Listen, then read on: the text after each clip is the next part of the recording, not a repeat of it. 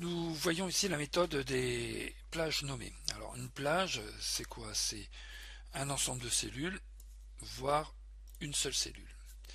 Donc il est intéressant de pouvoir donner des noms à ces plages plutôt que d'avoir des adresses de cellules comme ce que nous pouvons avoir ici, F14. Donc les noms de plages se situent ici. Donc, nous pouvons voir pour l'instant que je ne possède aucune plage nommée. Une plage nommée par défaut pourrait être par exemple la zone d'impression. Alors ici, quand vous avez un tableau, CTRL A, dès lors qu'il n'y a pas de cellules contiguës qui viennent polluer, je dirais, la forme du tableau, je vais ici, sur cette sélection, nommer mes colonnes. Donc je vais dans l'onglet Formule et je vais faire depuis ma sélection. Alors, attention, ici, il me propose de donner un nom aux colonnes et aux lignes.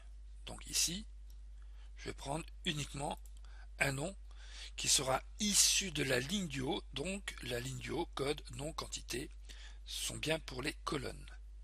Donc colonne de ma sélection, je ne vais pas au-delà de la ligne 23. Donc je valide, OK. Donc, je peux me mettre à l'extérieur de ma sélection et maintenant ouvrir ma zone nom. Et je vois ici, voilà, les différents noms de mes colonnes que je peux bien sûr sélectionner directement. L'intérêt, par exemple, égale somme, voilà. Donc je vais aller rechercher, au lieu de prendre ma sélection, je fais F3, touche de fonction, plutôt F5, excusez-moi, et sur F5, je vais voir ici quantité ou chiffre d'affaires hors taxe. OK, et voilà, j'ai mon calcul.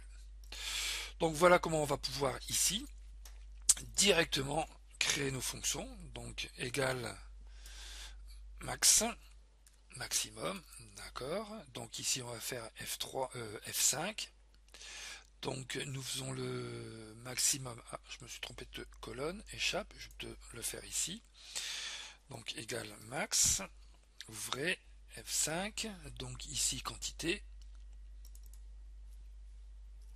OK. Donc je peux reproduire ici, voilà, et là je vais changer moyenne. Hop, peut-être l'écrire correctement. Voilà, et ici, min. Voilà, d'accord. Donc voilà ici mes formules. Donc appuyer sur des noms de plage de cellules. Donc je vais pouvoir rapidement prendre ceci et recopier vers la droite. Donc bien sûr je reste avec les mêmes valeurs, mais ici je vais changer avec la touche F5. Je vais prendre quoi? Le chiffre d'affaires. OK. Ici je n'ai plus qu'à changer. Alors c'est très pratique bien sûr quand on a des grands tableaux qui nous permettent, qui sont difficiles à sélectionner. Donc directement avec, donc ici je vais prendre le prix moyen. OK. Mince. Voilà. Entrée pour valider.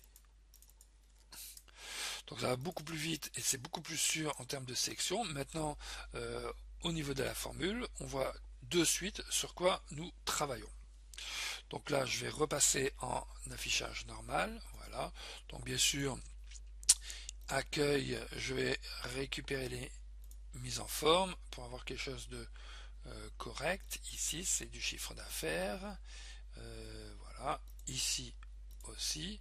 Et ici, par exemple, comme ce sont des quantités, je pourrais prendre, par exemple, avec séparateur de milliers, et j'enlève les zéros. Voilà. OK. Donc voilà, ici, mon travail. Alors, l'intérêt, c'est non seulement, bien sûr, vous avez compris, d'avoir des plages de cellules, mais aussi on peut avoir une cellule unique. Donc celle-ci, étant mon taux de conversion, je vais la nommer, donc ici formule, gestionnaire de nom, voilà. je peux arriver dans le gestionnaire de nom pour gérer bien sûr, modifier les plages de cellules si il y a lieu d'être modifié, ou pour créer, supprimer et une nouvelle. Donc ici, donc par défaut il prend le, alors je mets un taux euro. Alors je fais attention au caractère interdit, je mets un underscore USD. Voilà. Comme ça. Taux avec un U plutôt qu'un N. Ok. Donc ici, vous voyez, c'est bien une adresse absolue. Ok. Fermé. Donc maintenant, je vais ici faire égal. Donc F5. Non. Ici le chiffre d'affaires, d'accord. Multiplié donc par ici F5 et j'ai le taux. Ok. Donc je multiplie et voilà. Donc j'ai le chiffre d'affaires hors taxe ici, ainsi que le chiffre moyen. Donc je peux reprendre ceci, je copie, je colle, et voilà, je recopie vers le bas. D'accord.